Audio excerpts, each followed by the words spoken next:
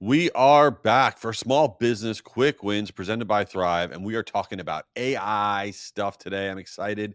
I'm more excited though that we have the great Stephanie Love, who's one of the team leads at Thryv in their content team, because she knows a lot of AI stuff and she is a big friend of the show. Stephanie, welcome back. Thank you for having me. Yay. Are you AI or are you a real human? I am real in this moment in time. But AI is our friend. AI is our friend because AI can help us with so much stuff. And we're going to rip through some different ways to think about AI and some tips that maybe you haven't thought of. So, Stephanie, when you go to interact with AI, like ChatGPT, and you ask it stuff, like what do you make sure to do to get the most out of it? Well, the first thing to remember about AI is that it is not Google. So you're not Googling a question saying, what is the best, restaurant near me? You're wanting it to be a collaborative partner to help you create something new. You can use it as a research tool, but it can help with so many other things. So the first thing that I try to do is remember I talk to it like it's a human, like it's a partner who is working with me. So that's step number one.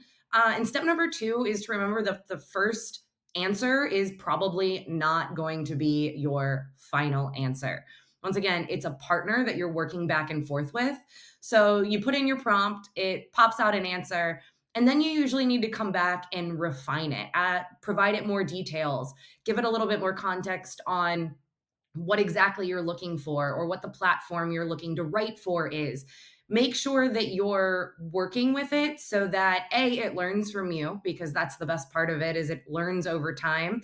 But B, that you're actually, working with it in a way that's going to get the answer you're looking for rather than just kind of accepting that first social post that's filled with weird emojis and hashtags. Like we can get past that. Totally. And if you go to a say ChatGPT or any of the other tools and you ask it for something, it gives it back. If you take that first version back and that is what you roll with, you are failing. You are failing in your use of AI because it shouldn't get it right, because you need to be pushing it further and harder. And you can bully AI. I know Stephanie believes we got to all be nice to AI, but I believe in bullying AI where it gives you back the thing and you say, no, that wasn't even close. And that's really what you're right. It wasn't even close. That wasn't funny enough. I need to be more sarcastic. I need to be more of this tone. I need more in depth. I need it to be shorter. I need Mhm. it to be have bullets. You need to bully this thing, and then it gives it back again, and then you bully it again and again and again, and that is how you get the most out of AI. How do you feel about bullying AI? Jay, have you lost your patience with AI before? Of course, of course, always. I think it works. I don't love to do it. I always, like, apologize after the fact. I'm like, "Thanks, you finally got it right." But yeah, it's a back and forth with AI.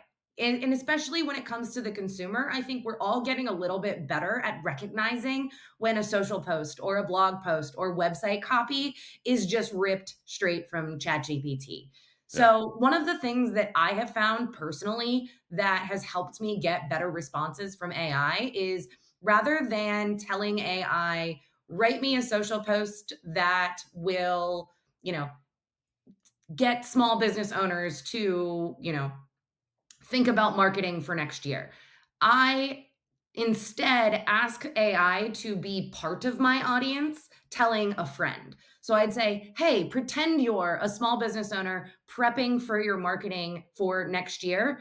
Explain to another small business owner friend what your process is and why this is important. And I found by reframing the question that way, AI takes a little bit of extra time and gives you kind of these more thought out responses that really are hitting the pain points of your audience.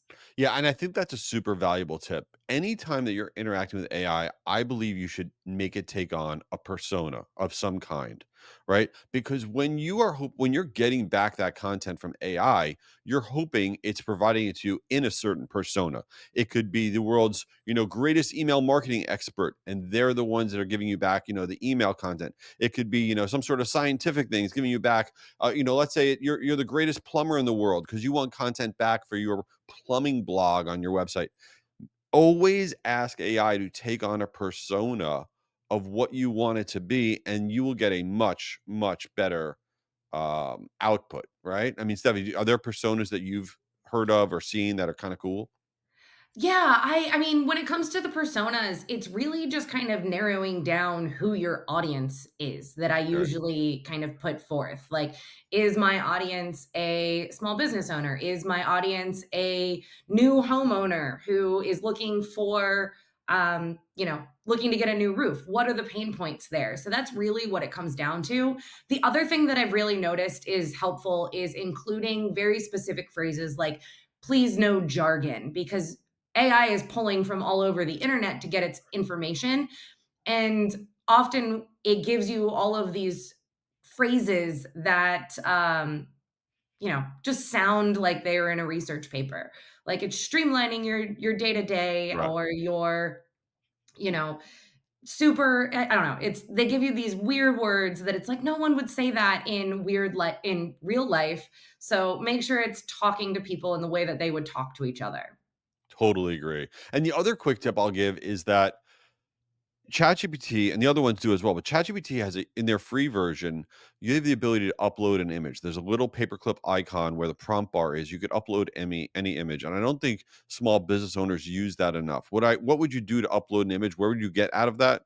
Number one, you could upload an image of an email that you have sent out or thinking about sending out. You could upload an image of a social post. You could upload an image of the front page of your website, okay, or a brochure that you've created or a print ad that you've created, and say, "Hey, ChatGPT, I want you to use all the information that you have, take on the persona of being the world's greatest marketing expert, and give me back detailed information about what you think is good in this website image or brochure image, or what you think is terrible, what you would change." Okay. And you can upload images and get this feedback, and it can be a game changer. So it's something I don't think is utilized nearly enough. Yeah, using ChatGPT or any other kind of AI model for feedback is definitely one of the like sleeper abilities that it has that people don't tune into, because you can also use it to understand your writing better. Not everybody who owns a small business is going to be the best blog writer in the world, but you can upload it to one of these models and say, hey, can you review this for clarity? Can you review this for grammar? Can you provide topics that I might have missed? It gives you all of that feedback so that you're not, putting something up on your website and being like, oh, I hope this is okay, or I hope this comes off Yeah. right. Because the whole purpose is you want to look like an expert with these things. And if it's something that is just haphazardly put together, you know, it might have the opposite effect. So using ChatGPT for feedback, both graphically and for, your writing, can be hugely beneficial. Yeah, and as it relates to feedback, another awesome use of ChatGPT is if you take all the reviews that you have, Google reviews, regular reviews, whatever it may be, and you take all the reviews and you upload them all as a file into ChatGPT, and then you ask it two things. One, grab the best testimonials, the snippets of the best testimonials out of all these reviews that you think we should highlight in our website, in our marketing, in our whatever. It'll give you what are the best testimonials out of all of your reviews. And then also ask it to review all the reviews and say, what are the five biggest complaints, the most common complaints? What are the five things that people like the most? It can take all of that review data and really synthesize it super fast, and it can be a game changer for your business. So these are easy, cool ways to use AI. So Stephanie, let me ask you a question before we wrap up. How do you use AI in your real life, in your personal life? In my personal life, how do I use AI? I use it, this is gonna sound silly, I use it for, like, vacation and trip planning. So not silly, pretty cool, Yeah. but I use it for vacation and trip planning all the time. I put in the areas that I'm trying to go, the things that I wanna do, and I ask it, like, "What's the most efficient way to hit all of these destinations? What are activities in these areas that I might be missing?"